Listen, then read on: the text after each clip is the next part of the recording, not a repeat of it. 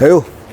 ચાલો. સ્વામિનારાયણ હરે સત્સંગી જીવન પ્રકરણ 4 અધ્યાય 21મો, તારીખ આજે 25 માર્ચ 2024.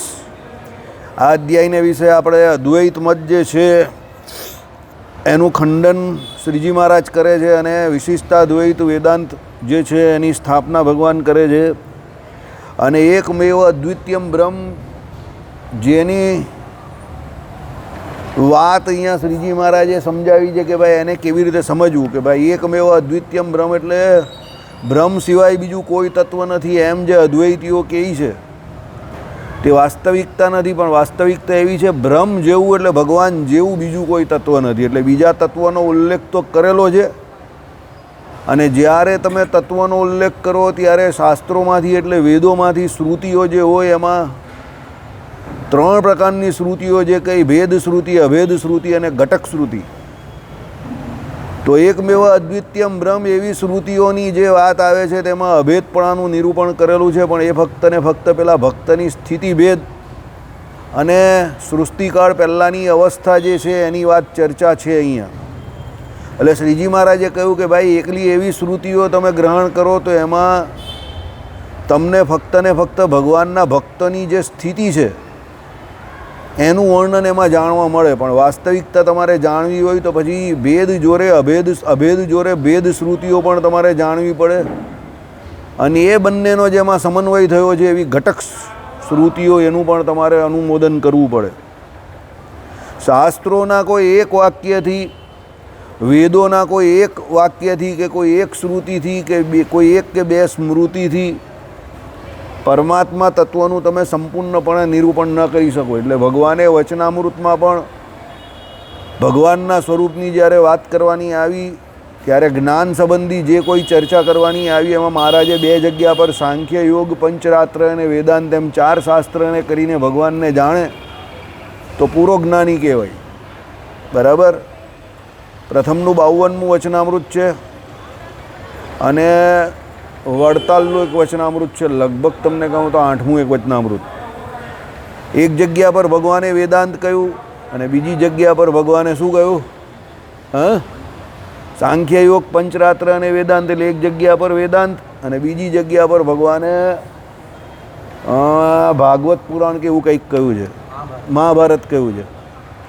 પણ કહેવાનો મતલબ એક જ છે કે ભાઈ શાસ્ત્રે કરીને ભગવાનને જાણવા હોય તો પણ એમ કહે કે દરેક શાસ્ત્રોમાંથી જે તે રીતે જે તે સંદર્ભમાં પરમાત્મા તત્વનું નિરૂપણ કર્યું હોય એ સંદર્ભ જાણવો પડે.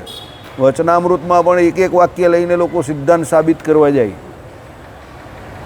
હવે એક વાક્યથી કોઈ સિદ્ધાંત સાબિત થાય નહીં. તમારે આખો મુદ્દો પહેલાં જોવો પડે, એ મુદ્દો કયા સંદર્ભમાં બોલાયો છે એ જોવું પડે. ભગવાન નિત્યાનંદ સ્વામી પાસે ભાગવતજીની કથા સમજાવતા હતા કે સાંભળતા હતા એ પહેલાં એવું બધું જે આગળ પાછળનું જોવું પડે. પછી તમારે એ સંદર્ભ જોઈને સંસ્કૃતમાં ઓરિજિનલ જે કોઈ હરિવાક્ય સુધા સિંધુ છે એમાં શું લખ્યું છે એ પણ જોવું પડે, અને પછી તમે કોઈને કોઈ નિષ્કર્ષ ઉપર પહોંચી શકો. બાકી એક વાક્યથી કંઈ સિદ્ધ ન થાય. બરાબર. એટલે અહીંયા પણ એ જ વાત છે કે પરમ દિવસે આપણે જોયું હતું, ગઈકાલે રવિવાર હતો એટલે વેદસ્તુતિ જોઈ હતી. ગઈકાલે પરમાત્મા તત્વનું જે કંઈ નિરૂપણ વેદ સ્તુતિમાં જોયું. ભાગ્યશાળી છે આપણે કે ઓલમોસ્ટ એવું ને એવું જ અત્યારે આમાં પણ ચાલે છે. બંનેમાં મુદ્દા એક જ ચાલે છે, પરમાત્માના સ્વરૂપનું નિરૂપણ. પરમ દિવસે આમાં આપણે જોયું કે ભાઈ કોઈ કામુક નર હોય એટલે કામુક કામિની ન્યાય આપણે જોયો, અને એ પછી કેવી રીતે આત્મરૂપ સમજે છે પેલો ભગવાનનો ભક્ત એ આપણે જોયું કે ભાઈ કામુક કામિની ન્યાયમાં તો શું છે, કામી વ્યક્તિ જે એને પ્રિય પાત્ર કે વ્યક્તિ જે કોઈ હોય એ વ્યક્તિ એની પાસે નથી હોતું, એટલે એના એમ કહે કે વીરને કારણે એને જે એમ કહે કે પ્રકારનો ભાવ જાગે છે તે તો વ્યક્તિ વિશેષને વિશે છે. વાસ્તવિકતામાં એ કામુક વ્યક્તિ અને પેલી બીજી વ્યક્તિ એ બંને અલગ અલગ છે. પણ જ્યારે ભગવાનના ભક્તો અને ભગવાનની વાત આવે છે ત્યારે જે તદાત્મકપણું બંને વચ્ચે કહ્યું, તે તદાત્મકપણું કેવી રીતે? તો પેલો જ્યારે જીવ હોય છે તે કાલે આપણે બોર્ડ ઉપર લખેલું જે પ્રમાણે નિર્વિકલ્પ સ્થિતિને પામે ત્યારે એ ભગવાનને જ્યારે જોતો હોય ત્યારે એને પોતાનો આત્મા જે છે કે બીજા જે કોઈ જગતમાં વિશેષણો છે તે બીજું કંઈ દેખાતું જ નથી, એકલા ભગવાન જ દેખાય છે. એટલે તદાત્મકપણું તમે કેવું કે ભાઈ તદાત્મકપણાની તમે વાત કરો તો તદાત્મકપણું તમે જે કંઈ કેવું છો, આમાં એક બહુ સારો શબ્દ કહેલો છે. એમાં એ ઉપાસક તો ઉપાસ્ય બ્રહ્મને આત્મારૂપ સમજીને પોતાને તદાત્મક તત્વથી સમજીને, તદાત્મક એટલે એ ભગવાન જે છે એ પરમાત્માને જોઈ છે એટલે એ ભેળા એ બધું ભૂલી જાય છે. એટલે ભગવાનને જોવાથી કે ભગવાનના દર્શન કરવાથી પોતે પોતાને પણ ભૂલી જાય છે, એટલો બધો ભગવાનમાં ખોઈ જાય છે. એટલે એને તદાત્મકપણું કહ્યું. હવે અહીંયા જે ચર્ચા જે છે તે પેલી જે કામુક કામિની ન્યાયમાં શરીરની ચર્ચા હતી. અહીંયા શરીરની ચર્ચા નથી, આત્મા પરમાત્માની ચર્ચા છે. અને આત્મા પોતે પોતાને ભૂલીને પરમાત્માનું ભજન કરે એવી વાત છે. એટલે અહીંયા કહેવાનો મતલબ એવો છે, અહીંયા जब मैं था तब तुम नहीं थे और अब जब तुम मिले हो तब मैं नहीं हूँ. આ અહીંયા સમજવાનું છે. મેં એટલે જીવાત્માને જ્યાં સુધી પોતાનું હુંપણું કે અહંકાર હોય ત્યાં સુધી એને ભગવત પ્રાપ્તિ થતી નથી. અને જ્યારે એને ભગવત પ્રાપ્તિ થાય ત્યારે એ પોતાનું હુંપણું જે છે તે સમજો. એટલે એનું હું એને અહંકાર નથી રહેતો એવો કે હું આત્મા છું કે હું કોણ છું. સમજો, ખબર તો હોય છે પણ એને હું પણ ચાલી જાય છે. કારણ કે સિયા રામમય સબ જગ જાની, ભગવાનને ઓળખીને ભગવાનના પ્રત્યક્ષ દર્શન કરીને એને પછી પોતાનું હું પણ ચાલ્યું જાય છે. એટલે એ પછી પોતાને કંઈ વિશેષ સમજતો નથી. ભગવાનને જોઈને ભગવાનમાં ખોવાઈ જાય છે એવો કે પછી પોતાના વિશેનું જે હુંપણું છે તેનું નીકળી જાય છે. પ્રહલાદજીનું ચાલ્યું ગયું, ધ્રુવજીનું ચાલ્યું ગયું, મીરાબાઈનું ચાલ્યું ગયું, નરસિંહ મહેતાનું ચાલ્યું ગયું. પછી પોતાને બહુ તુચ્છ સમજવા માંડે છે કે આ ભગવાન બહુ મોટા છે ને એની આગળ આપણે કંઈ છે જ નહીં. બરાબર? એટલે જબ મેં થા તબ તુમ નહીં થે, લેકિન જબ અબ તુમ હો તબ મેં નહીં રહા. આ પરિસ્થિતિ છે. એટલે તદાત્મકપણું અહીંયા એવી રીતે કહેવાનું છે. સમજો, જીવ જે છે એ તો રહી જ છે, પણ જીવની દશા એવી થઈ જાય છે કે એને કરીને એને પોતાના વિશે પોતાપણું પણ મનાતું નથી. પછી તમે કહો તો પછી એ સુખ ભોગવે કોણ? તો એ સુખ ભોગવે, પણ ઘણી વખત આપણે પણ જગતમાં પણ એવા સુખની પ્રાપ્તિ થાય ને તો આપણે બધું ભાન ભૂલી જઈએ છીએ ત્યારે.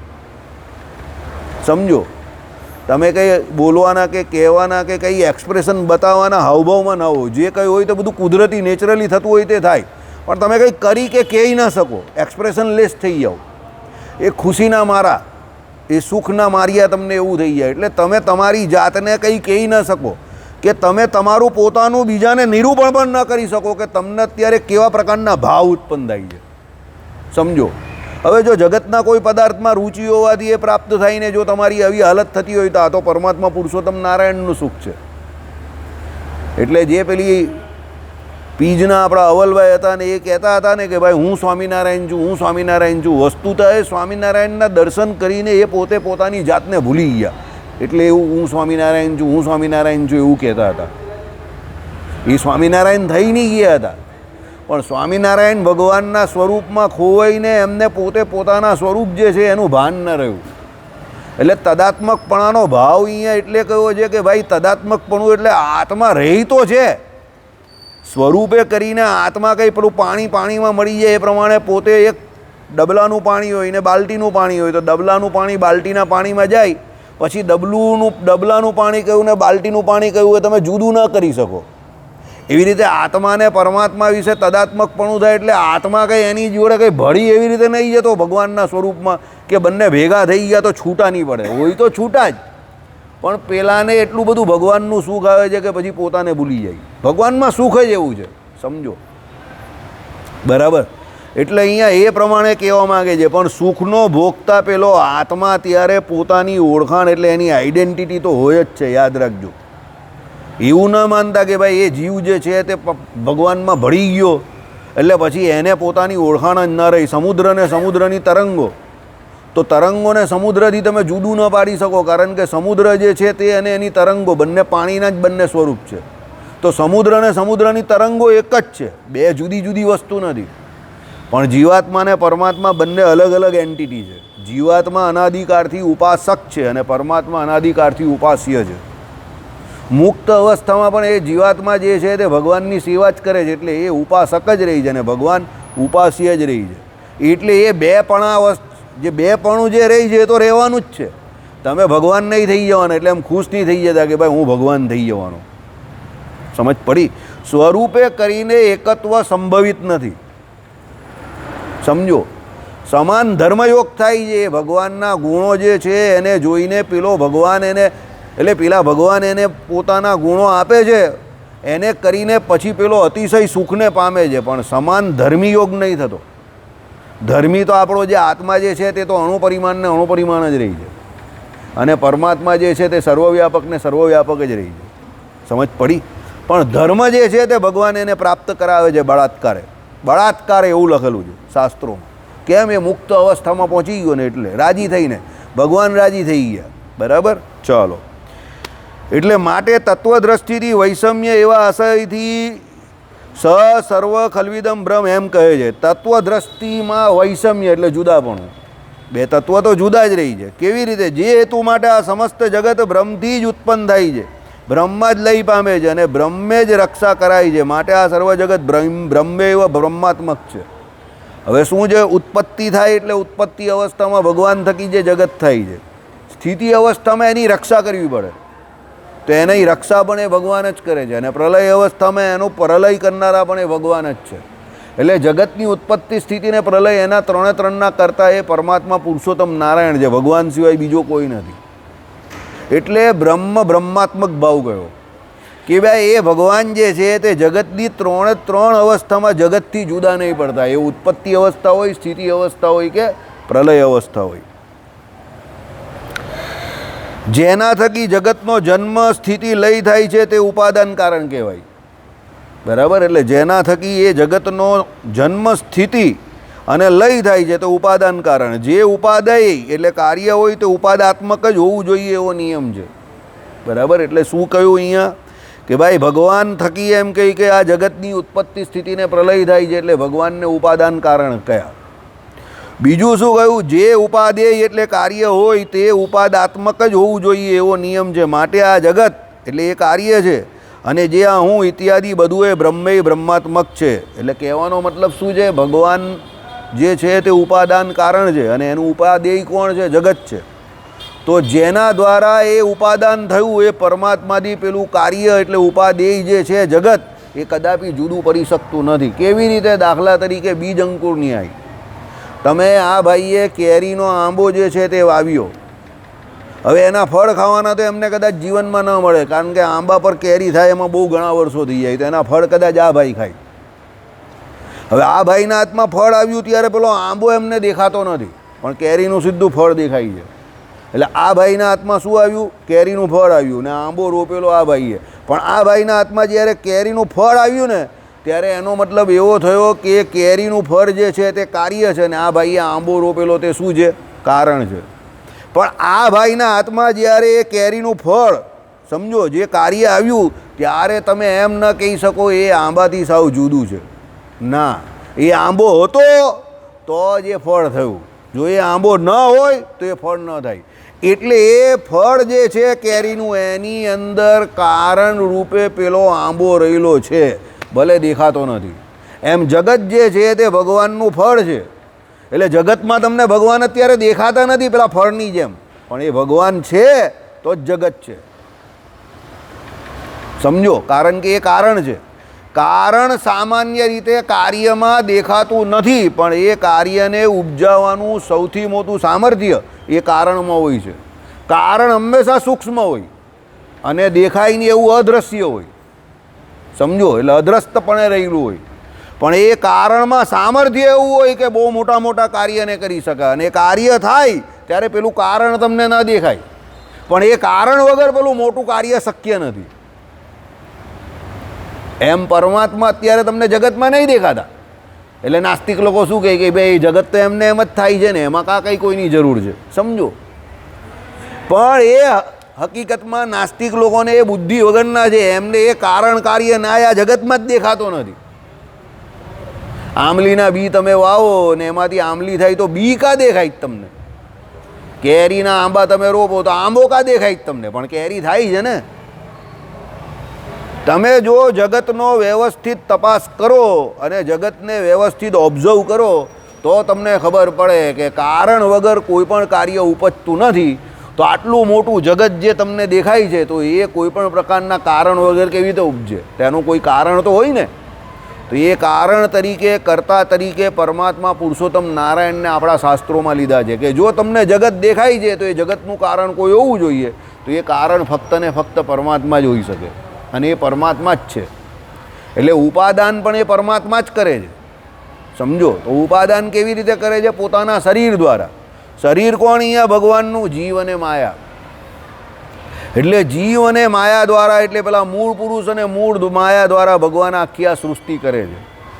પણ એમાં ભગવાનનો સંકલ્પ છે એટલે એ ભગવાન નિમિત્ત કારણ છે. અને ઉપાદાન કેમ? પેલા મૂળ માયા અને મૂળ જે પેલો પુરુષ જે કયો એ ભગવાનનું શરીર છે, કારણ કે ભગવાનની ઈચ્છાથી એ લોકો આ કાર્યમાં જોડાય છે, સંકલ્પથી. બાકી ભગવાનના સંકલ્પ કે ઈચ્છા વગર એ લોકો પોતે પણ કંઈ કરી નહીં શકતા. આ જગતમાં એક પુરુષ ને એક સ્ત્રી હોય, તમે બંનેને જોડે રાખો તો એવું જરૂરી નથી કે દરેકને પ્રજા ઉત્પત્તિ થાય જ. ઘણાને નહીં થતી. કેમ? પરમાત્માની ઈચ્છા નથી. એટલે તમે કોઈ નાસ્તિક એમ કહેતા હોય તો સ્ત્રી પુરુષ ભેગા થાય એટલે જગત ઉત્પન્ન થઈ ગયું. Not necessary. જરૂરી નથી કે થાય જ. પરમાત્માના સંકલ્પ વગર ન થાય. સમજો, જોડે રહેવું એ જરૂરી છે, એ વિજ્ઞાન પણ કહે છે અને શાસ્ત્રો પણ કહે છે. પણ જોડે રહેવાથી થઈ જ જાય એ વાત ખોટી. સમજ પડી? એટલે ભગવાન પોતે સૃષ્ટિની રચના કરે છે, એટલે ઉત્પત્તિ સ્થિતિને પ્રલય કરે છે.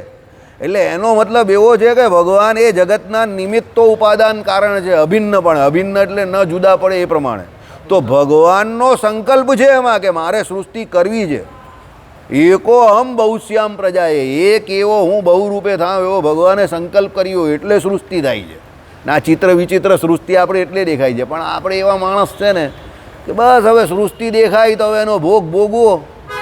એણે જે બનાવી છે એને કાં આપણે યાદ કરીએ છીએ? હવે હું આ ને તું ત્યાં, રડતું રડતું બાળક આવે એટલે હું કરે એટલે ભાઈ શું કહે? હું ત્યાં અને તું ત્યાં. એને ભૂલી જવાનું કારણને, ને કાર્યમાં રચ્યા પચ્યા થઈ જવાનું. કારણ કે આપણે કાર્યમાં જ રસ છે ને કારણમાં કાં રસ છે? સમજ પડી? પણ એકચ્યુઅલી જે કાર્ય આટલું મોટું બ્રહ્માંડરૂપી ભગવાનનું દેખાય છે એમાં ભગવાનનો બહુ મોટો સંકલ્પ છે અને એને કારણે એ આખી દુનિયા તમને દેખાય છે. એટલે ભગવાનનો હંમેશા આભાર વ્યક્ત કરવો જોઈએ કે આ ભરતખંડને વિશે સત્સંગીને ત્યાં સત્સંગમાં આપણો જન્મ થયો અને ભગવાન આપણે ઓળખાયા. રડિયા નહીં કરવાનું, આ નથી ને પેલું નથી ને ફલાણું નથી ને ઢીમકું નથી ને, એ રડવાનું બંધ કરો. ભગવાનનો રોજ આભાર માનો કે તમે મને ઘણું દીધું છે, મારી આવડત કરતાં તો બહુ વધારે દીધું છે. અને તમે જોજો હકીકતમાં એવું જ હશે. આપણી આવડત કરતાં ભગવાને આપણે વધારે જ દીધું હશે. પણ આપણે સાલા જીવનો સ્વભાવ એવો, મિલેવો મિટ્ટી એ ના મિલેવો સોના હે. તમને જે ભગવાને સીધે સીધું સહેજે સહેજે આપ્યું હોય ને એ તમને માટી જ લાગે, મફતની માટી. અને જે તમને પ્રારબ્ધ વસાદ ન મળ્યું હશે તે તમે અહીંયા આવીને ભિખારી વેરા ચાલુ કરશો. આ આપી દઉં, પેલું આપી દઉં, ફલાણું આપી દઉં, ધીમકું આપી દઉં. પણ તમને પોતાને પણ એ વાત વિચારી ન હશે, તમને ખબર ન હશે. જે વસ્તુ પહેલાં તમારી પાસે ન હતી ને અત્યારે છે તો તમે એનો કંઈ એવો જોરદાર ઉપયોગ પણ ન કરતા હશો. બરાબર? અખબાર ઓર તસવીર બેસબરી સે દેખા ઓર બેફિક્રી સે ફેંકા. આપણી એવી જ હાલત છે. નવી વસ્તુ 9 દિવસ સારી લાગે પછી એની જગ્યા કોઈ બીજી લઈ લે. બાકી because this is a replacing world. અમારા ઘરમાં જ આ લોકો સીડી પ્લેયર લેવા ગયેલા. આ લોકોને બહુ ના પાડેલી. મેં કહું ન લેવું, એમને એમ જ પડી રહેશે. અત્યારે સીડી છે, પ્લેયર તો કંઈ રહ્યું જ નથી કારણ કે કોઈ વગાડતું જ નથી. બગડી ગયો એમને એમ જ બેઠું બેઠું. પણ પેલો કહે ને કોર્ટમાં કહેતો હતો ને બધાની માને પણ આ ગરીબની કોઈ ન માને, એવી હાલત છે. બરાબર? એટલે આપણે એવી આદત છે. જૂનો મોબાઈલ ચાલતો જ હોય, વ્યવસ્થિત જ ચાલે, પણ આપણે એમ કે નવો લઈએ પછી નવો પાછો જૂનો જ થવાનો છે, આપણે ખબર છે. બરાબર? જગત છે એ જ. અને એ મોહ રહેલો છે. ભગવાન કે એ પ્રમાણે જે દિવસથી અમે જગત બનાવ્યું એ દિવસથી એવી કર ચડાવી દીધી છે કે બીજી વખત પ્રયત્ન કરવાની ભગવાનને જરૂર પડતી નથી. ને આપણે આ રાઉન્ડ એન્ડ રાઉન્ડ પુનરપી જન્મમ પુનરપી મરણમ અમને આમ ચાલતું રહી જાય ખાતું. મોજ કરો. ભગવાન કહે તમારે મોજ કરવી તો મોજ કરો, જાઓ ભાઈ. મારે તો લીલા વિભૂતિ આ ચાલુ જ રાખવાની છે સૃષ્ટિ. એટલે ભગવાન તો ચાલુ રાખે છે. એને આપણા જેવા બકરા જોઈતા હોય છે તે મળી રહી છે. બરાબર, દુનિયામાં દરેક જગ્યા પર બકરા જોઈએ. હોશિયાર માણસ હોય તે બકરાઓને ફરાવે ને ફસાવે અને એનું કામ કરાવી લે. હવે ભગવાન જેટલું હોશિયાર તો કોઈ છે નહીં, એટલે આપણા જેવા બકરા એને મળી રહી છે. ભગવાન કહે ચલાવો તમે દુનિયા, કલ્લો દુનિયા મુઠ્ઠી મેં, ધીરુભાઈના છોકરાની જેમ વાપરો, જાઓ, મોજ કરો. બરાબર, આપણે એવું માનીએ 50-60 વર્ષમાં દુનિયા આપણા બાપની થઈ ગઈ. ભગવાન કંઈ કોઈના બાપની થઈ નથી ને થવાની નથી, કારણ કે છે ભગવાનની. પણ આપણે એમ કે કરી લઈએ ધીરુભાઈના છોકરાની જેમ, કલ્લો દુનિયા મુઠ્ઠી મેં. એક ટ્રાય તમે પણ મારી લો, વાંધો કંઈ નથી. અત્યાર સુધી કોઈ સફળ થયો નથી અને થશે નહીં એની ગેરંટી હું તમને આપું છું, પણ ટ્રાય મારવામાં કંઈ વાંધો નથી. મારો તમે પણ ટ્રાય. બરાબર, ચાલો. એટલે આવો નિયમ છે. માટે આ જગત જે છે અને આ હું જે આ હું ઇત્યાદિ બધું એ બ્રહ્મય બ્રહ્માત્મક ભાવ જ છે. બ્રહ્મય બ્રહ્માત્મક જ છે, એટલે આ જગત છે અને આ ભગવાન છે. તો જગત અને જગદીશ બંને વિશે કેવો અભિન્ન સંબંધ છે. જગતથી તમે જગદીશને ન જુદા પાડી શકો. બરાબર, આપણી દ્રષ્ટિ નથી. બાકી જે યોગીઓ છે, જે સમાધિનિષ્ઠ છે, એને દરેક જગ્યા પર ભગવાન દેખાય જ છે. એને જગત દેખાતું જ નથી, કારણ કે જગત ભગવાનથી બનેલું છે, કારણ છે. અને જગતની અંદર પણ ભગવાન રહ્યા છે. વાસુદેવ શબ્દનો અર્થ શું? જગતની અંદર અને બહાર જે વસીને રહેલા તે વાસુદેવ. એને જગત દેખાતું જ નથી, એને ભગવાન જ દેખાય છે. અને આપણે જગત દેખાય છે. કેમ? આપણે જગત જોવા માંગીએ તો આપણે જગત દેખાય છે, એને ભગવાન જોવા માંગે છે એટલે એને ભગવાન દેખાય છે. Very easy. તમે ડિપાર્ટમેન્ટલ સ્ટોરમાં જાઓ, બધી જ વસ્તુ મળે છે, પણ તમને જેટલી જરૂર હશે અને ઘરેથી જે લિસ્ટ આપ્યું હશે તમે એ જ વસ્તુ લેશો. 2-4 જગ્યા પર કોઈ સ્કીમ હશે, તમે નજર મારશો અને ઘરે ફોન કરીને પૂછશો કે આ લેવાય તો લેશો, નહીં તો આખું ડિપાર્ટમેન્ટલ સ્ટોર કંઈ ઘરે નહીં લઈ જવાનું. એમ તમને જે ઈચ્છા હશે એ જ તમે પ્રાપ્ત કરશો. ભગવાને આખો ડિપાર્ટમેન્ટલ સ્ટોર મૂકેલો છે, એમાં તમને જે વાસના હશે ને જે ઈચ્છા હશે એ તમે લેશો, જે ન હશે એ તમે ન લેશો. એટલે જેને ભગવાન જોઈતા હશે એને ભગવાન મળશે, અને જેને જગત જોઈતું હશે એને ભગવાન જગત આપશે. ભગવાન બહુ ખુશ છે, તમે જે લેવું હોય તે લેવો. પણ જગત જ્યારે પણ કોઈને મળ્યું છે ત્યારે પૂરું મળ્યું નથી ને ભગવાન જ્યારે પણ જેને પણ મળીએ એ પૂરા મળેલા છે. એટલે જગતનો એવો ઇતિહાસ છે કે જ્યારે પણ કોઈને પણ મળ્યું એ કોઈ જગતને લઈને સુખી થયો નથી, ને ભગવાનનો એવો ઇતિહાસ છે કે ભગવાન જ્યારે પણ કોઈને મળ્યા એ ગમે એવો ગરીબ હોય કે ગમે એવો ફકીર હોય એ સુખી થઈ ગયો છે. હવે તમારે નક્કી કરવાનું છે. ભગવાન પાછા નક્કી કરવાની એ શરત તમને આપે છે કે ભાઈ તમારે મારી પાસે આવવું કે જગતમાં અટવાવું. સમજો, એ ચોઈસ તમારી છે. બરાબર, એટલે ભગવાને કહ્યું કે ભાઈ આખું જગત જે છે તે બ્રહ્માત્મક ભાવ જ છે, એમાં બધે ભગવાન જ રહેલા છે, હું જ રહેલો છું, પણ આપણે એ જોતા આવડતું નથી. ઉપાદાન ઉપેદેયનું અનન્યપણું અભિન્નપણું જોઈએ તે તો વિશિષ્ટ બ્રહ્મનું જ અવસ્થા ભેદથી છે. ઉપાદાન અને ઉપાદેય.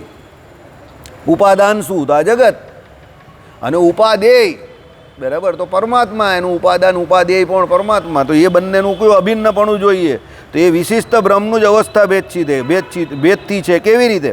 સૂક્ષ્મ ચિત્ત અચિત વિશિષ્ટ એવું બ્રહ્મ કારણ છે, અને સ્થૂળ ચિત્ત અચિત વિશિષ્ટ બ્રહ્મ કાર્ય છે. એ રીતે ચિત્ત અચિત વિશિષ્ટ બ્રહ્મનું કાર્ય કારણ રૂપ અવસ્થા ભેદથી અનન્યપણું કહ્યું છે. આ આપણે વેદસ્તુતિમાં ચલવું એ પ્રમાણે. સૃષ્ટિ જ્યારે થઈ ન હોય ત્યારે સૂક્ષ્મ ચિત્ત અચિત, એટલે સૂક્ષ્મપણે જે જીવો માયાના ગર્ભમાં રહ્યા હોય નામ રૂપ વગરના, સામે બોર્ડ ઉપર લખેલા જ તે, તો ત્યારે પણ એ માયાની અંદર પરમાત્મા પેલા જીવની અંદર અંતર્યામીપણે પ્રલયકાંડને વિશે પણ રહેલા છે. ત્યારે એ બધા સૂક્ષ્મ અવસ્થામાં. અને ભગવાન જ્યારે સંકલ્પ કરે કે ભાઈ હવે આપણે સૃષ્ટિ કરવી છે ત્યારે સ્થૂળ અવસ્થામાં એ બધા મહતત્વને અહંકારને સાત્વિક રાજસને તામસ અહંકારને એમાંથી વિરાટ પુરુષનો દેહ બને ને પછી બ્રહ્મા વિષ્ણુ ને મહેશ થયા અને પછી એમાંથી પ્રજાપતિ થયા અને કશ્યપ પ્રજાપતિ થયા અને એમાંથી પછી મનુષ્ય થયા અને પછી એમ કહે કે પશુ પક્ષી તિર્યક 84 લાખ જાતની યોનિઓ થઈ. આ બધું થયું. એટલે પેલા જે સૂક્ષ્મ રૂપે જે જીવ માયાના ગર્ભમાં હતા અને એની અંદર પરમાત્મા રહેલા હતા એ ભગવાનના સંકલ્પથી જ આ સ્થૂળ રૂપે બધું થયું. એટલે ભગવાન તો બંને અવસ્થામાં હતા જ. પેલી કારણ અવસ્થા હતી જેમાં સૂક્ષ્મ અવસ્થામાં પ્રલયકારમાં રહેલા હતા જીવ, એની અંદર પણ ભગવાન કારણ રૂપે રહેલા હતા, અને અત્યારે કાર્ય રૂપે આખું જગત છે અને આ બધા જીવ રહેલા છે તેમાં પણ ભગવાન તો રહેલા જ છે અને એક સરખા જ રહેલા છે, વધતા ઓછાપણું નથી. ભગવાને શું કહ્યું? પાત્ર ભેદને કારણે ભગવાને પાત્રને લઈને આ પ્રમાણે ભગવાનમાં નાના મોટાપણું તમને દેખાય. સમજો, તારતમ્યતાપણું પાત્રનું છે, પરમાત્માનું નથી. નાના અરીસામાં આટલું મોડું દેખાય આપણું, મોટો અરીસો હોય તો એનાથી મોટું દેખાય. જાળો પેલો દેખાતો હોય તો એમાં આપણે જાળા દેખાઈએ. એટલે અરીસામાં ભેદ છે એટલે તમને એવું દેખાય છે. સમજો, એમ પરમાત્મા તો બધે સરખા જ રહેલા છે, પણ તારતમ્યતાપણું કોનામાં છે? જીવમાં છે.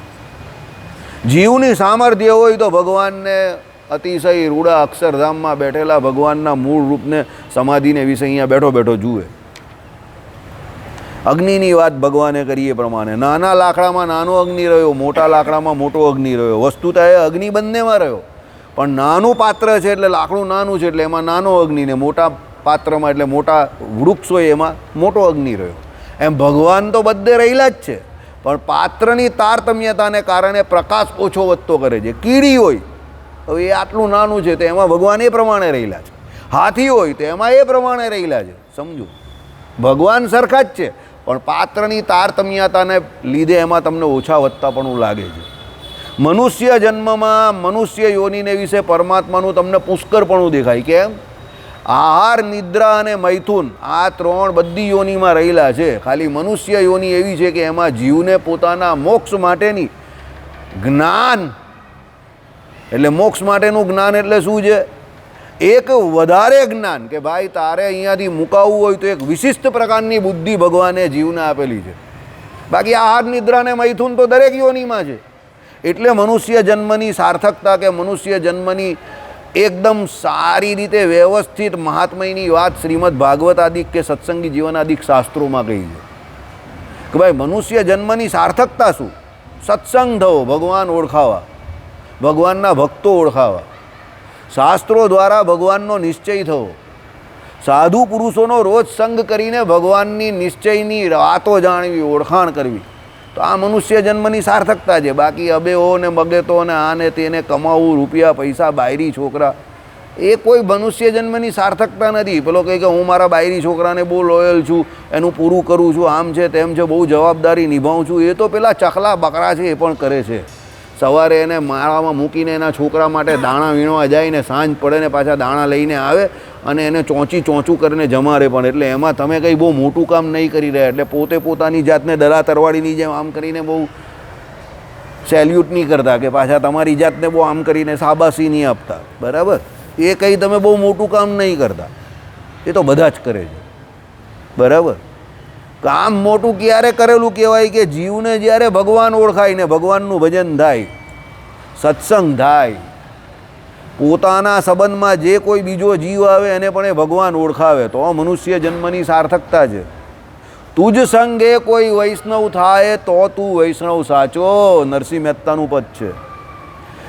એસી લાગી લગન મીરા હો ગઈ મગન, રંગ દે ચુનરિયા મોરી રંગ દે ચુનરિયા, લાલ ના રંગાવું મેં તો હરી ના રંગાવું. બરાબર? તમારો રંગ બીજાને લાગવો જોઈએ. આજે હોળીમાં કેવો રંગ લાગ્યો એકબીજાને હરિભક્તોનો, એમ તમારો સત્સંગી થયાનો રંગ બીજાને લાગવો જોઈએ. તમારો રંગ બીજાની ઉપર ચડવો જોઈએ, તો તમે સાચા સત્સંગી. હવે તમારામાં જ પાછું કંઈ આલમ ડોલમ હોય તો પછી બીજાને કાથી રંગ ચડવાનો? બરાબર? માયાનો રંગ બધાને ચડી જાય છે. હમણાં આપણે બેઠા બેઠા કોઈ ત્યાં પેલી સામે પારી પર બેસીને માયાની વાત ચાલુ કરીએ જગતની, તો હમણાં બધા પારી પર બેસીને ચાલુ કરી દેશે. બધા પોતપોતાના અનુભવ વગર ઓળખાણે બતાવવા માંડશે. અમે આમ કર્યું હતું ને પેલાએ આમ કર્યું હતું ને આનું તો આમ જ થાય ને પેલાનું આમ જ થાય ને બાંય ચડાવીને બધા લાગી પડશે. બરાબર? માયામાં બધા ખેરખા થઈ જશે. પણ ભજન કરવાની વાત આવે એટલે બધા ખેરખા જે છે ને તે બધા પેલો કહીને કે એ કામમાં મારો સિંહ ફાળો છે, તો આમાં બકરી ફાળો પણ ન રહે. બકરી બે કરીને કેવી ભાગી જાય, તેમ ભજનની વાત આવે એટલે પેલો બે કરીને જીવ ભાગમ ભાગ. કેમ? ભજન કરવું અઘરું કામ છે. ઇન્દ્રિય અંતકરણને ભગવાનમાં લગાવવું એ અઘરું કામ છે. માયામાં તો સેજે લાગી જાય, કારણ કે ઇન્દ્રિયો અંતકરણ માયાના બનેલા જ, 12 વિષય પણ માયાના, તે તો સેજે લાગે. એમાં કંઈ પ્રયત્ન ન કરવો પડે. સમજો, પાણીને નળીમાં ઉપર ચડાવવું હોય તો મોટરની જરૂર પડે. ઉપરથી નીચે લાવવા માટે મોટરની જરૂર નહીં પડતી, એ તો સીધું જ આવી જાય. એમ ભજન કરવું હોય તો અઘરું છે. બાકી પેલાએ આમ કર્યું ને આણે આમ કર્યું ને પેલાનું આમને લોકોની ટીકા કરવી, આખા ગામની ટીકા કરવી ને પોતાનું ખિસ્સું ફાટેલું એ જોવાનું જ નહીં. સિલાઈ કરવાની જ નહીં આખી જિંદગી, ફાટેલું લઈને જ ફરવાનું અને આખા ગામની આપણે ટીકા કરી નાખીએ. મહારાજ કહીને મોટામાં ખામીઓ શોધી નાખે એટલો બુદ્ધિશાળી હોય, પણ એણે કરીને કંઈ એનું પોતાનું કલ્યાણ કે મોક્ષનું કાર્ય થતું નથી કે સરતું નથી. કુશાગ્ર બુદ્ધિવાળો કે બુદ્ધિશાળી કોણ? તો શ્રીજી મહારાજના વચનામૃત પ્રમાણે જે પોતાના કલ્યાણ માટે પ્રયત્ન કરે એ કુશાગ્ર બુદ્ધિવાળો. બાકી ઓલાએ આમ કર્યું ને પેલાએ આમ કર્યું ને આણે વોટ્સએપ ફેરવાને, ફેસબુક ફેરવાને, આણે આમ કરી નાખ્યું ને, અરે એમાં કંઈ મજા નથી. એ તો રોજ નવું નવું કંઈ ને કંઈ આવવાનું, દુનિયા છે જેવી. બરાબર. 2023નો વર્લ્ડ કપ ચાલ્યો ગયો, 24નો વર્લ્ડ કપ પણ આવી જવાનો. એમાં ભારત ફાઇનલ હારી ગયું ને બધા બહુ રડ્યા. અને હવે પાછો બીજો વર્લ્ડ કપ પણ આવવાનો ને 25માં ચેમ્પિયન્સ ટ્રોફી પણ આવશે ને 26માં કંઈ નવું આવશે, 26માં પાછો આ વર્લ્ડ કપ આવશે ને 27માં પાછો વન ડે વર્લ્ડ કપ આવશે. લે બોલો, હવે મારા જેવાને ખબર છે. એટલે એ તો બધું ચાલ્યા જ કરવાનું, એનો કોઈ એન્ડ નથી. દર વર્ષે વર્લ્ડ કપ છે. હવે તમે કેટલા વર્લ્ડ કપ જોવાના બોલો? એમ આખી દુનિયામાં ઘણા બધા એવા માણસો છે કે જે પોતપોતાની નોંધ લેવડાવવા માટે ઘણું બધું સોશિયલ મીડિયા પર કહેતા હોય. તમે કેટલાને જવાબ આપવાના અને કેટલાને કહેવાના? ચલો બોલો. તમે જવાબ આપ્યો, ચાલો કદાચ તમે જવાબ આપીને કંઈ ખેરખા સાબિત થઈ ગયા, એનાથી શું ભગવાન રાજી થઈ ગયા તમારી ઉપર? એમાં કંઈ તમે કંઈ બહુ મોટો ઝંડો ગાડી દીધો, તમારો સમય બગાડ્યો અને મગજ બગાડ્યું તે પ્લસમાં. એટલે એ લપમાં પડવાનું જ નહીં કે હું સાચો છું ને આખું જગત ખોટું છે. સમજજો, ભગવાન રામચંદ્ર આવેલા એમાં પણ એક ધોબી હતો, ભગવાન શ્રી કૃષ્ણ હતા એમાં તો ઘણા બધા એવા હતા, અને શ્રીજી મહારાજ આવ્યા ત્યારે પણ ઘણા બધા એવા હતા, અને ભગવાન ગયા તો પણ અત્યારે ઘણા બધા ધોબીઓ જીવતા જ છે.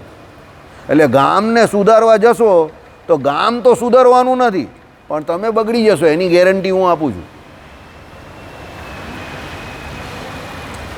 તમારા બગડવાની ગેરંટી હું પૂરેપૂરી આપું છું.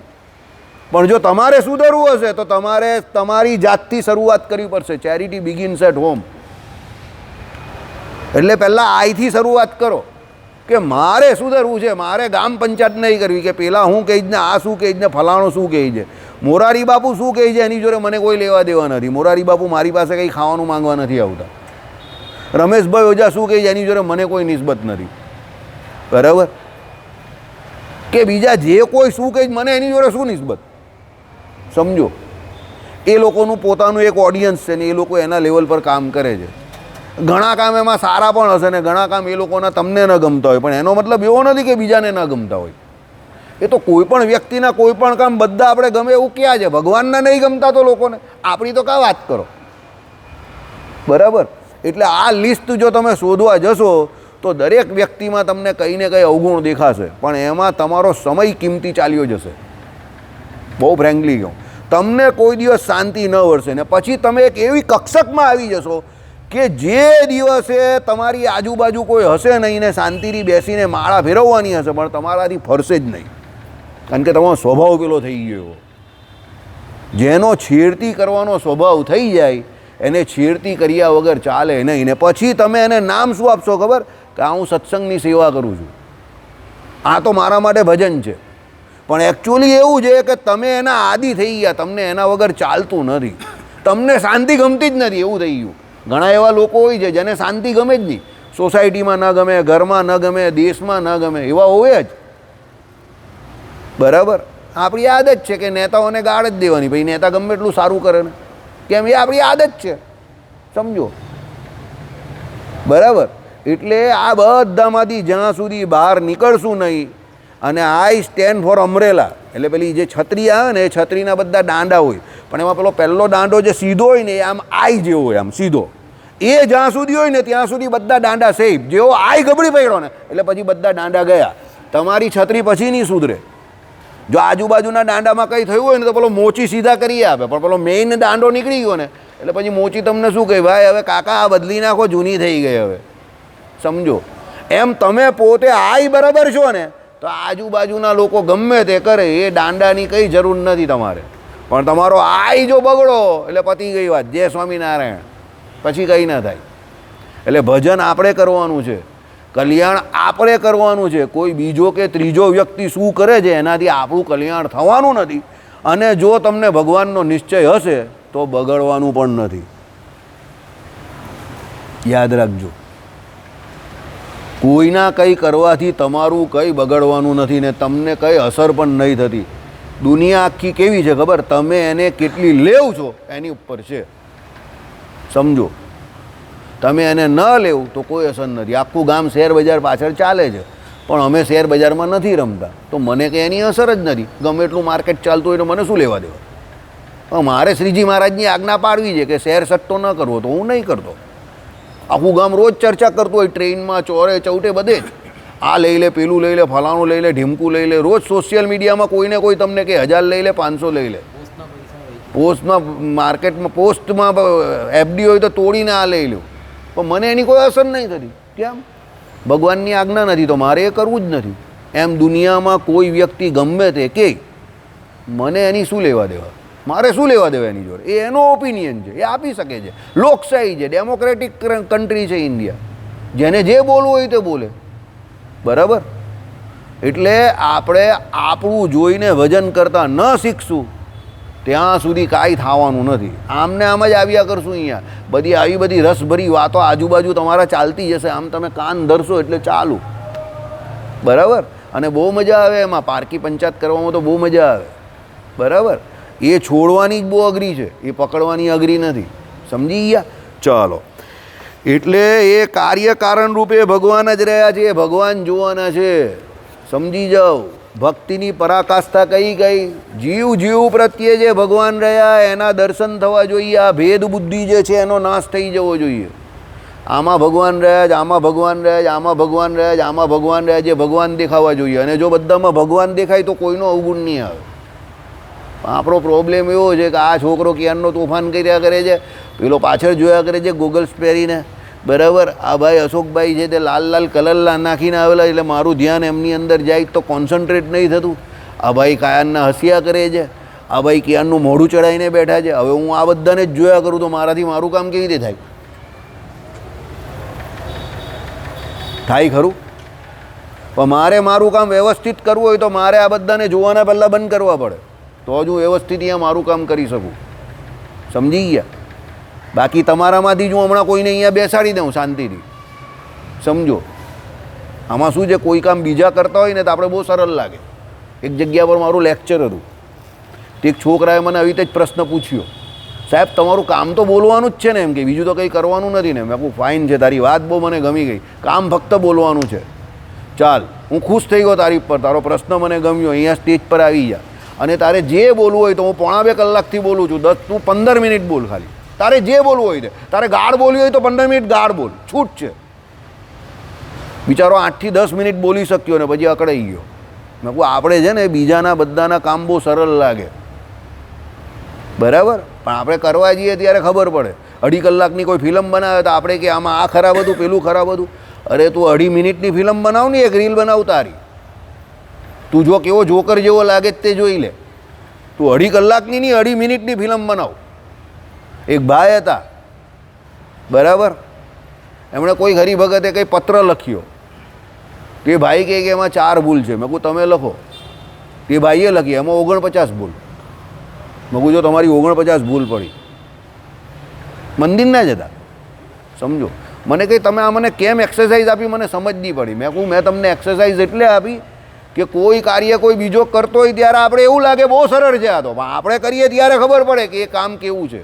સમજો, એટલે બીજા જ્યારે કંઈ પણ બોલે તો એ 100 વસ્તુ બોલે, બટ નેચરલ છે કે એમાંથી 5-10 વસ્તુ કદાચ આપણે પસંદ ન હોય, કાં કદાચ એ એના જ્ઞાનના કક્ષકની બહાર હોય અને તમારી જ્ઞાનના કક્ષકની અંદર હોય, તો તમે કહો છો આને ખબર નથી, આ પણ આવો છે, પેલો છે. અરે ભાઈ, એને 100માંથી 5 નહીં ખબર તો તને 55 નહીં ખબર કે 95 નહીં ખબર. સમજો, એ જે લેવલ પર બેઠા છે એ લેવલ પર તમે એની ટીકા કેમ કરો છો? તમે સમજો, તમે કોઈ મોટા સ્થાનની ટીકા કરો તો બચ્ચન સાહેબની કરો કે શાહરૂખ ખાનની કરો કે ભાઈ ક્રિકેટરની કરો તો સચિન તેંડુલકર આવું કેમ રમ્યો કે ભાઈ વિરાટ કોહલી. તમે એની ટીકા કેમ કરો છો? તમે એની ટીકા કરો છો એટલે ડાયરેક્ટલી તમે પહેલાં તો એ સ્વીકારો છો કે એ તમારાથી મોટો છે. તમે કોઈની ચર્ચા કેમ કરો?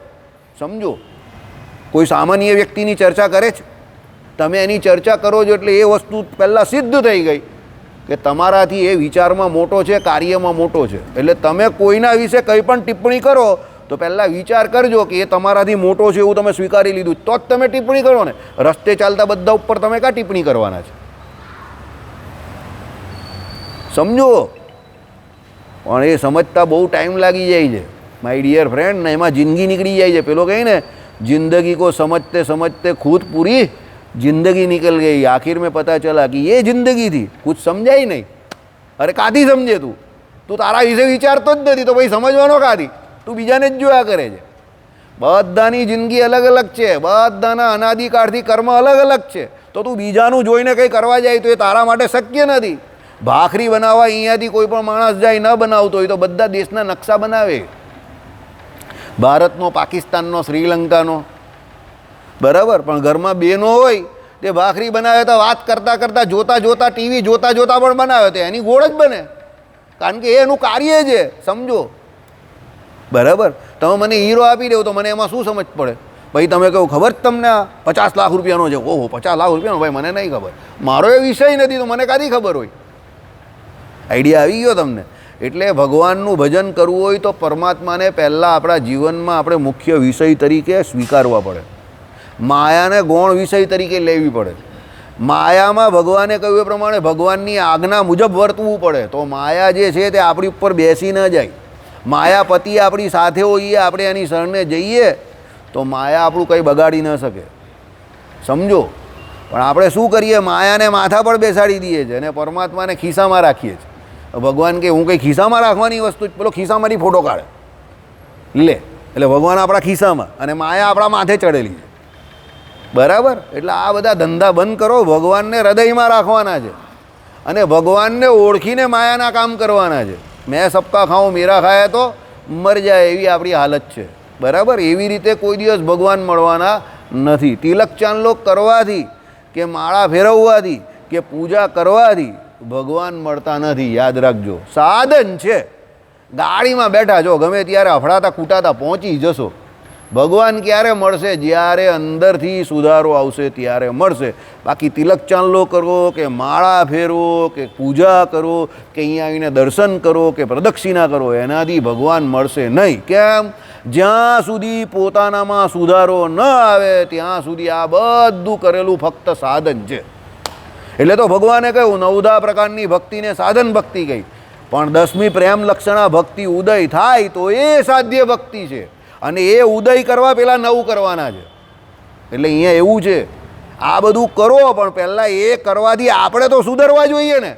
આપણામાં જ સુધારો નહીં આવડે. આપણે પહેલે દિવસે મંદિર આવીએ હોઈએ અને 100મે દિવસે આવીએ અને 1000મે દિવસે આવીએ ને એવા જોઈએ, આપણામાં કોઈ સુધારો જ ના હોય. ઉલટાનું 2-4 માણસના અવગુણ લેતા વધારે થઈ જઈએ અહીંયા આવીને, તો પછી કાથી સુધરવાના? સમજો, હાઈવે પર ગાડી જાય છે ને 420ની સ્પીડ છે અને સામેથી ટ્રક આવે છે. આ હરિભક્તોની ગાડી છે. અહીંયા બાજુ અહીંયા બધા હરિભક્તો આવે ભજન કરવાવાળા. આપણે અહીંયા આવીને એનો અવગુણ લઈએ. 420 વોલ્ટનો કરંટ છે એમાં. મહારાજે ના પાડીએ એનો અવગુણ ન લેવાનો, આપણે એનો જ અવગુણ લઈએ, બરાબર. એટલે આ બધા ધંધા બંધ કરવાના છે પહેલાં. હું તમને હંમેશા, હું નહીં પણ આપણા શાસ્ત્રો કહી છે, કરવાનું તો ઘણું બધું આપણે કરીએ છીએ, પણ નિષિદ્ધ કર્મનો જ્યાં સુધી ત્યાગ ન થાય ત્યાં સુધી જે વિધિરૂપ કર્મ છે એનું ફળ મળતું નથી. ખીસું કાણું છે, નાખ્યા કરે બધું પડી જાય છે. ખીસું પહેલાં સીવો, પછી અંદર જે જશે તે ભળશે. એટલે નિષિદ્ધ કર્મનો ત્યાગ કરો, લોકોના અવગુણ ન લેવો, બીજાની સામે ન જો, મંદિરમાં ખોટા અટવાયા ન કરો, શાંતિથી ભગવાનનું ભજન કરો અને સૌથી વધારે પોતાને પ્રયોગાત્મક દ્રષ્ટિથી પોતાની જાતને જોઉં. કાલે હું ક્યાં હતો, આવતીકાલે મારે કાં જવાનું, અત્યારે હું કાં છું. પ્રયોગ પોતાની ઉપર કરો, બીજાનું ના જોવું. બીજાનું જોવાવાળા કોઈ દિવસ મોટા માણસ બની નહીં શકતા. જેણે મોટા બનવું છે હંમેશા પ્રયોગાત્મક દ્રષ્ટિથી પોતાની ઉપર પ્રયોગ કરતા હોય, એ જ આગળ વધે, બરાબર. ચાલો, આ ઉપાસક આ સ્મૃતિમાં કહેલા પ્રકાર પ્રમાણે પરમબ્રહ્મને પોતાના આત્મભૂતપણે પોતાના તદાત્મકપણે જુએ છે. આ એની સ્થિતિની વાત કરી.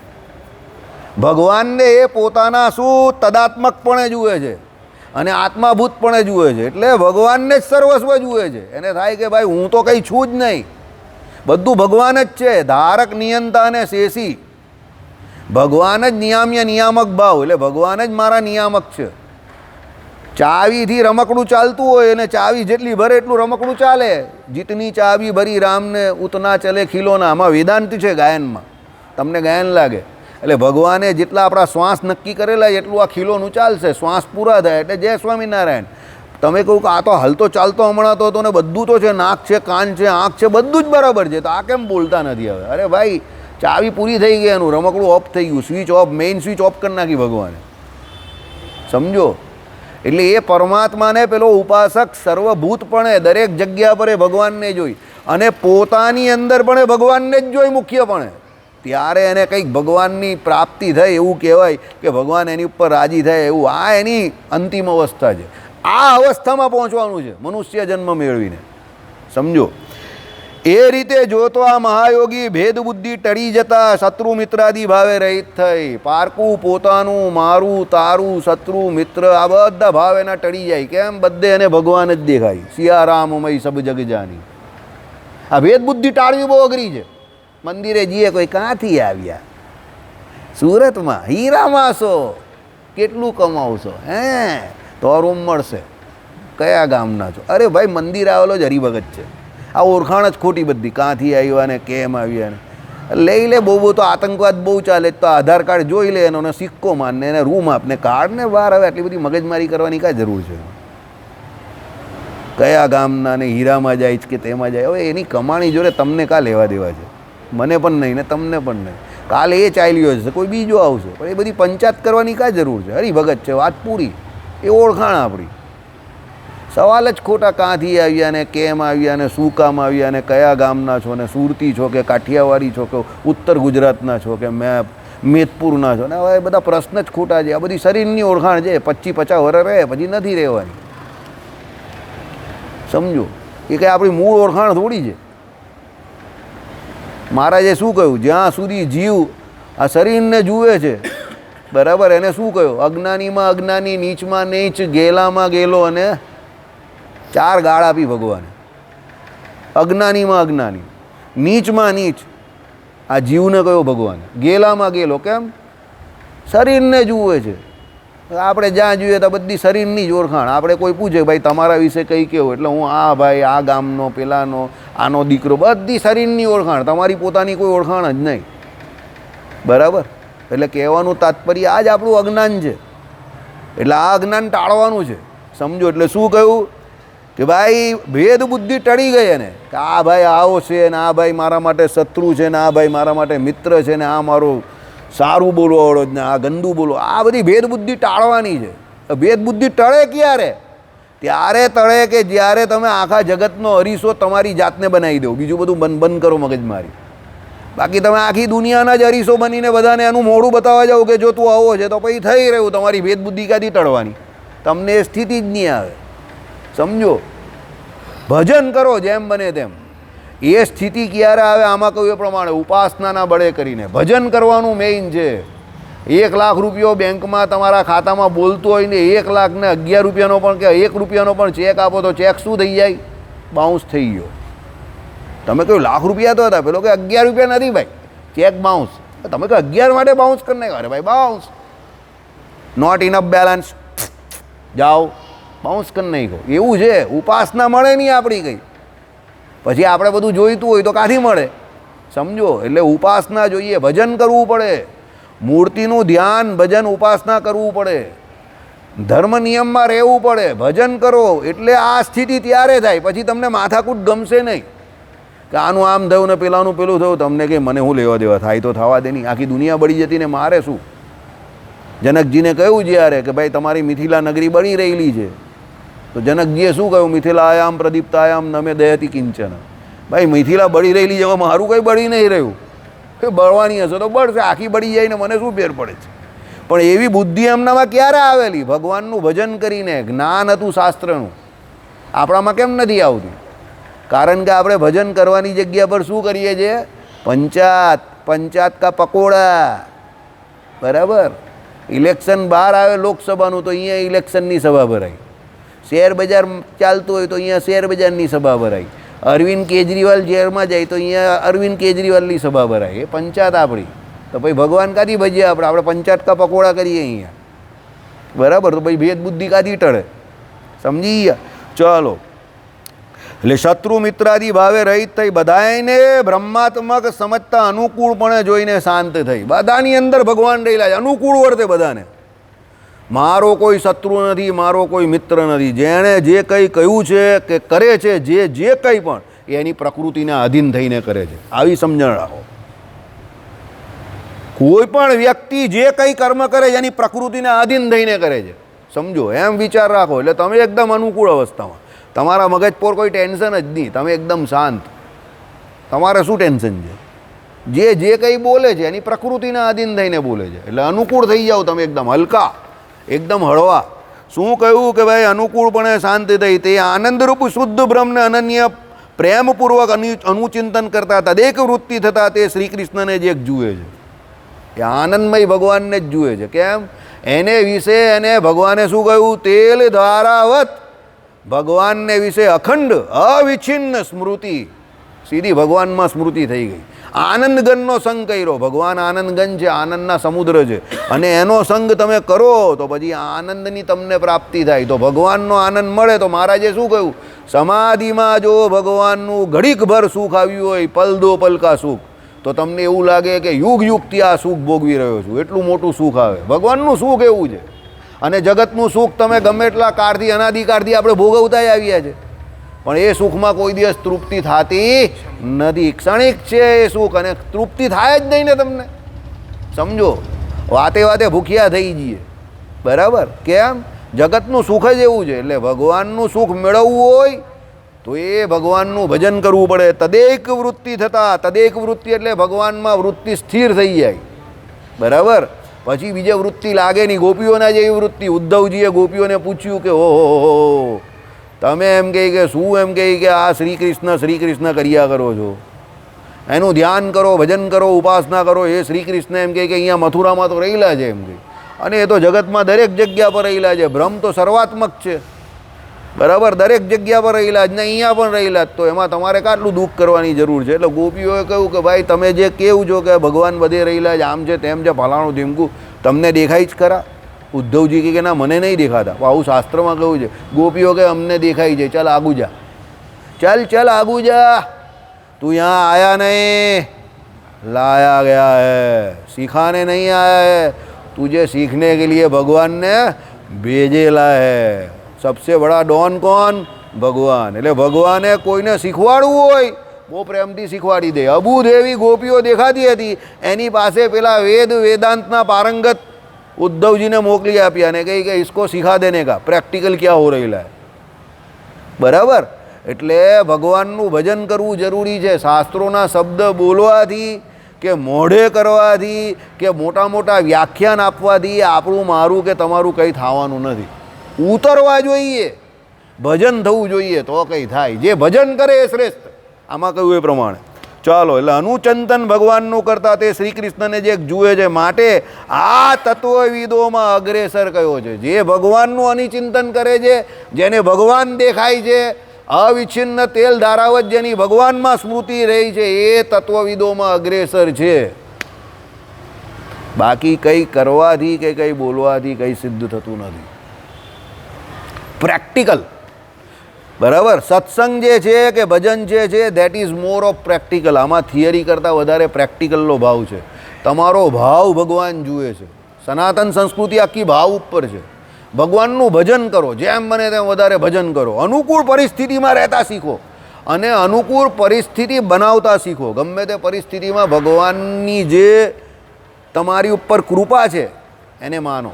દાખલા તરીકે કોઈ જગ્યા પર તમને તમારી સ્થિતિ પ્રતિકૂળ લાગે તો એમાં પણ ભગવાનની તમારી ઉપર બહુ કૃપા છે એમ કરીને અનુકૂળતાનો અનુભવ રાખો. અને અનુકૂળ પરિસ્થિતિમાં તો ભગવાનને રાજી થઈને ભગવાનનું બહુ ભજન કરો. ભગવાન તમે મારી ઉપર બહુ કૃપા કરી નાખી એમ, બરાબર. પણ એ ક્યારે થાય? જ્યારે તમને પોતાને શાંતિ રાખતા આવડતી હોય તો. બાકી ખાઉં કદ્દું જ કર્યા કરતા હોવ તો તમને શાંતિ થવાની નથી, बराबर. पैसा कमाने के चक्कर में शांति चली जाती है, शांति कमाने के चक्कर में पूरा पैसा खर्च कर दो तब भी मिलती नहीं है. આવી હાલત છે. એટલે શાંતિ તો તમારે રાખવી પડે તો મળે ભજન કરવાથી, બરાબર. તે આ યોગીને ચિંતનીયમાં મહદ દ્રષ્ટિ વૈષમ્ય કામુક થકી છે. એટલે શું છે કે ભાઈ આ જે અનુચિંતન કરે છે એનું દ્રષ્ટિ વૈષમ્ય આખું પેલા કામુક વ્યક્તિ જે છે, જે કામીની નારી પાછળ ગાંડો થયો છે એના કરતાં અલગ છે. આ તો ભગવાનના ચિંતનમાં ખોવાઈ ગયો છે, બરાબર. હવે તમે બધા હરિભક્તો અહીંયા બેસજો. આજે ધૂળેટી છે, 5 મિનિટની હજુ વાર છે. 5 મિનિટ પછી તમને બધાને પ્રસાદ આપવામાં આવશે ઠાકોરજીનો. એટલે તમે બધા અહીંયા બેસજો શાંતિથી. છોકરાઓને મોટાઓને બધાને આપવામાં આવશે, બરાબર. 5 મિનિટ હજુ આપણે પાછા થોડોક સત્સંગ કરીએ છીએ અને 5 મિનિટ પછી તમે બધાને આ પ્રમાણે આપશે. પછી આપણે ચેષ્ટા બોલશું. આજે 5 મિનિટ લેટ છે, ભલે લેટ, પણ શાંતિ રાખો. આપણે 2 મિનિટ પછી ચેષ્ટા ચાલુ કરીએ, બરાબર. કોઈ ભાગી ન જતું. તું પહેલાંના ભાગતો એ ભાઈ ઉછળકૂદ ન કર, તારો ફોટો આવે છે આમાં. ચલો. આ વ્યાખ્યાનથી સર્વ ખલ્વિદમ બ્રહ્મ, આ શ્રુતિનો પણ અર્થ પણ વ્યાખ્યાન કર્યો જાણ્યો. એટલે સર્વ ખલ્વિદમ બ્રહ્મ જે છે કે દરેક જગ્યા પર ભગવાન જ દેખાય છે કે ભગવાન જ રહ્યા છે, એનું આ વ્યાખ્યાનથી તમે વાત કરી કે ભાઈ ભગવાન દેખાય છે એનો મતલબ એવો નથી કે બીજું કંઈ નથી, બીજું બધું જ છે. પણ પેલાને ભગવાન દેખાય છે કેમ? કારણ કે એને ભગવાન જ જોઈએ છે ને ભગવાનનું ભજન કર્યું છે તો ભગવાન જ દેખાય. ડિપાર્ટમેન્ટલ સ્ટોર જેવું છે, બરાબર. બીજું કંઈ દેખાય નહીં. જો જે વિદ્યાર્થીને ભણવું હોય તે 100 ક્લાસમાં, એક ક્લાસમાં 100 વિદ્યાર્થીઓ એમાં 90 ધમાલ કરતા હોય તો પણ જેને ભણવું છે તે ભણી જ લઈશ. અને એ 10 હોય એ જ ટોપર હોય, બાકીના 90 જે હોય તો આખી જિંદગી એવા ને એવા જ રહે. એટલે તમારે જે કંઈ નક્કી કરવાનું છે કે પેલા 10 ટોપરમાં જવું છે કે પછી પાછળના પેલા ડબ્બા જે 90 આવે તે 90માં જોડાવવું છે. એટલે તમે મંદિરે જાઓ કે આગળ પાછળ તમને બાબુ બહુ પંચાયતીયા મળશે, પણ તમારે શું કરવું છે તમારે નક્કી કરવાનું કે તમારે એન્જિન બનવું છે કે પછી ડબ્બા બનવું છે. સમજો, બરાબર.